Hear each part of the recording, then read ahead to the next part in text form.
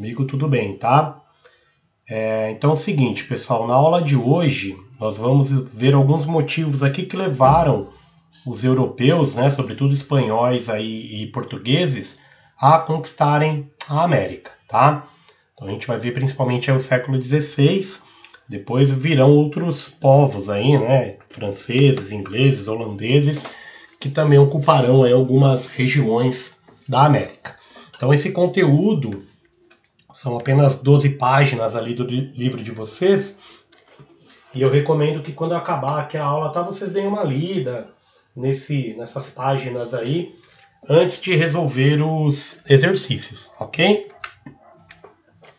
Então assim, pessoal, a aula basicamente assim, os motivos que levaram os europeus a conquistarem os indígenas. E não o contrário, né? Os indígenas chegarem, dominar a Europa ou, sei lá, vencer os europeus, né? Então, não é tão simples, tal como a gente geralmente imagina, né? Tem um biólogo, na verdade, né? O Jared Diamond, e ele escreve um livro que eu gosto muito que chama Armas, Germes e Aço, tá?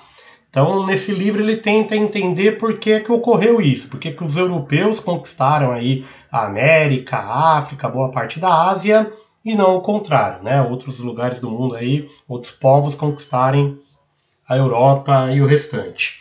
Então, esse livro ele dá 3 motivos, né? As armas, os germes, que são basicamente as doenças aí tal que os europeus trouxeram, e o aço, né? Então, o aço para ele está atrelado também, obviamente, às armas, mas está atrelado, por exemplo, à conquista da África, que a gente vai ver depois, no século XIX, que dependeu muito, por exemplo, da ferrovia, né? Que facilitou aí a penetração tal do interior africano, tá? Então a gente vai ver aqui mais ou menos a obra do Diamond, né? Que é um biólogo tal, mas que estudou muito as sociedades humanas. Estuda, na verdade, né? Então, pessoal, um dos motivos, que é o primeiro que vem na nossa cabeça aí, é a superioridade militar, né, na guerra aí dos europeus no século XVI, na época que eles estão chegando aqui na América. Os indígenas, pessoal, o que eles tinham de arma? Né? Basicamente, armas feitas de madeira e pedras. Né? Obsidiana, por exemplo, que era usada aí nas espadas astecas dos maias, na América Central. Aqui entre os incas era o mesmo material, pau e pedra. Então dá pra gente ver aí, né, só nesse material básico aí, arco, flecha, lança, né, funda, era essas armas dos indígenas. E os europeus, pessoal, eles estão já numa metalurgia muito avançada. Então essas espadas aqui, ó, florete, por exemplo, do século XVI, que era muito comum aí, estar, né, na cintura aí dos europeus que estão chegando na América nesse período. Um outro grande diferencial, o cavalo. Então os indígenas aqui não tinham nenhum animal de montaria. Alguns dizem que eles até demoraram muito tempo para perceber ali que era um homem em cima do animal, né? Então viu o cara ali de armadura, tal, o cavalo muitas vezes de armadura, eles pensaram que era um centauro, uma única coisa ali, até provavelmente terem derrubado primeiro, matado, descoberto que é um ser humano, né? Então o cavalo amedrontava muito aí a população indígena que nunca tinha visto um cavalo na vida, tá? Lembrando que boi, cavalo, esses animais chegarão aqui na América depois do descobrimento via caravelas, né? Outra grande invenção, pessoal, que é chinesa, né? Na verdade, na época aí, no século XII, os chineses buscavam, os alquimistas aí, que eles chamavam de elixir da longa vida, né? Alguns líquidos ali que eles tomariam, algumas poções mágicas e que dariam aí muitos anos de vida ou talvez até a vida eterna. E um chinês nessa busca aí, ao invés de encontrar o elixir da longa vida, ele encontrou o da breve morte, vamos chamar assim, que é a pólvora. Então as primeiras receitas que a gente tem de pólvora são assim, ó, não misture enxofre, carvão e salitre. Por quê? Porque isso aí pega fogo e explode. Depois que os chineses vão descobrir e tal, vão evoluir daí de bambus, que era um tipo de foguete para os primeiros canhões, tá? Então no século XVI a gente já tinha aí, vamos dizer, canhões desenvolvidos num cerco contra uma aldeia indígena, por exemplo, né? Além da destruição que causava, amedrontava muito o barulho da explosão aí da pólvora para os índios, né? Então esses aqui é a questão militar, né? A cavalaria, a armadura, as espadas de aço, os canhões, o mosquete, que é essa arma aqui que usava no século XVI, né? Mas só isso? Não. Se você for ver, pessoal, um mosquete desse aqui, lógico, vai amedrontar o índio, né? Ele mata a uma longa distância, mas ele não era muito eficaz ainda para você acertar um alvo distante. Se tivesse chovendo, muito úmido, ele não funcionava. O cara ali demorava, né, tipo, mais de 1 minuto para recarregar isso. E o índio ali com arco e flecha estava atacando várias flechas enquanto o cara recarregava um tiro, né? Então só a questão militar não justifica, vamos dizer assim, a conquista, né? Outro grande, talvez o maior motivo de todos, pessoal, as doenças, né? Que o Diamond chama de germes, né? Então, o que vai matar mesmo a população indígena aqui na América são as doenças que os europeus trouxeram para eles. Sobretudo, a varíola, que essa doença que está aqui é seta, um menino, gêmeos, né? Um com varíola, outro não. E a varíola, aí, quando não matava geralmente metade das pessoas que contraíam, a outra metade ficava com essas feridas, aí ficava com cicatriz o resto da vida. Então foi uma das primeiras vacinas, na verdade a primeira a ser descoberta. Perceberam que algumas mulheres, né? Por que os europeus, pessoal, tinham tantas doenças? Por causa do convívio há muito tempo com animais. Então foi que a gente viu na China, aí, por exemplo, o coronavírus, né? Essa relação muito próxima do ser humano com animais favorece aí mutações de um vírus animal que passa para o ser humano e que contaminam um ser humano para o outro, né? Então, como na Europa eles dormiam às vezes na mesma casa que os animais, eles contraíam muita doença que o índio não tinha. Então, perceberam que na Europa, lá, algumas pessoas que conviviam com a criação de gado, sobretudo mulheres ali que ordenhavam as vacas, não tinham varíola. E aí, com o tempo, vão perceber que tirando ali um pouco de sangue e tal da vaca e passando ali numa criança, furando ela com espeto e passando esse sangue, esse pus da vaca na criança, a criança ficava imunizada, não pegava varíola. O que acontece na verdade? A vaca tinha um vírus mais fraco, a criança não tinha defesa, sistema imunológico para esse vírus, da varíola, uma pessoa comum. Então pegava ali esse vírus fraco da vaca e injetava na criança. O sistema imunológico dela produzia ali anticorpos tal para acabar com esse vírus e ficar para sempre no corpo. E aí o dia que a pessoa ali contraísse a varíola forte, né, que passa de um ser humano para o outro, o sistema imunológico dela combate rápido e não acontece nada. Então inventaram a primeira vacina. Então isso aí só no século XIX. Tá? Então o mundo inteiro, pessoal, vai ser vacinado. Na década de 80, né, a varíola, aí, que para muitos é a doença que mais matou na história da humanidade, foi extinta, tá? Então a gente considera hoje a varíola uma doença extinta, mas na época do descobrimento matou, acham assim, dos milhões de índios que morreram, né, 90% foi de doença, não de tiro, de espadada, né? Até hoje, pessoal, por isso que estão com medo aí dos índios lá isolados, né? Até os índios que não são isolados. Ser contaminado com coronavírus e a mortalidade dele ser muito maior que entre a nossa população. Porque a gente já convive aí com coronavírus, né, há muito, muito tempo. Então, boa parte da população tem defesa para o coronavírus. Por isso que boa parte da população que é contaminada, na verdade, nem desenvolve muitos sintomas graves, né? Já a população indígena, não. Então, por isso que até hoje, quando tem campanha, né, quem que é vacinado pelo governo contra a gripe, por exemplo, que é esse vírus aqui, o influenza, né?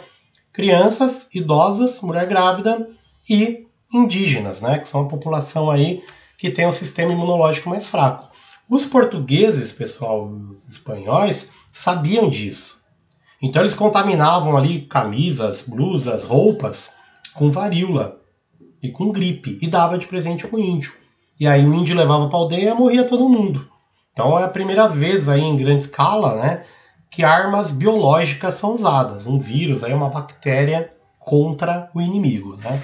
Então, segundo motivo, tá? Primeiro as armas, segundo motivo aí as doenças.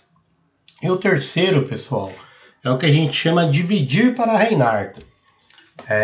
Por exemplo, né, se os índios estivessem unidos, quem vai conquistar ali o Império Azteca, o Hernán Cortés, ele vai chegar ali com 200 espanhóis contra milhões do Império Azteca.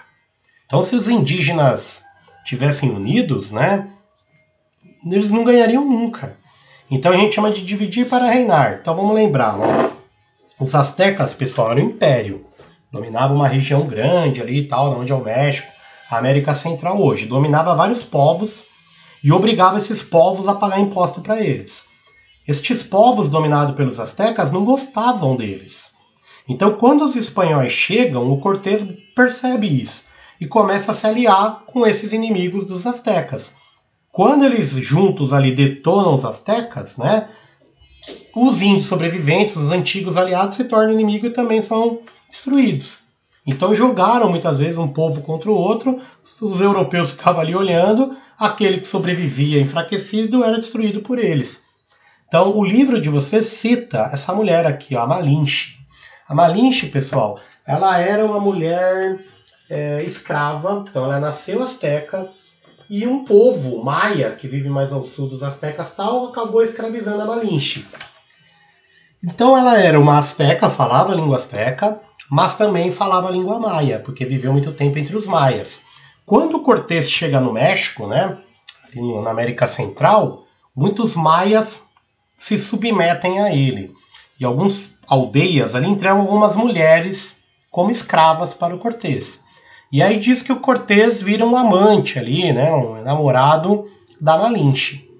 Então, quando ele chega em Tenochtitlán, a capital lá do Império Azteca, né, a Malinche que serve como intérprete para ele conseguir lá falar com o imperador azteca, o Montezuma, né?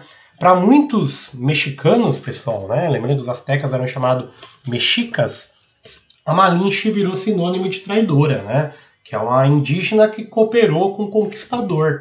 Então, até hoje no México, querem xingar alguém de traidor, falar, você é uma Malinche. Quer dizer, você é um traidor, né?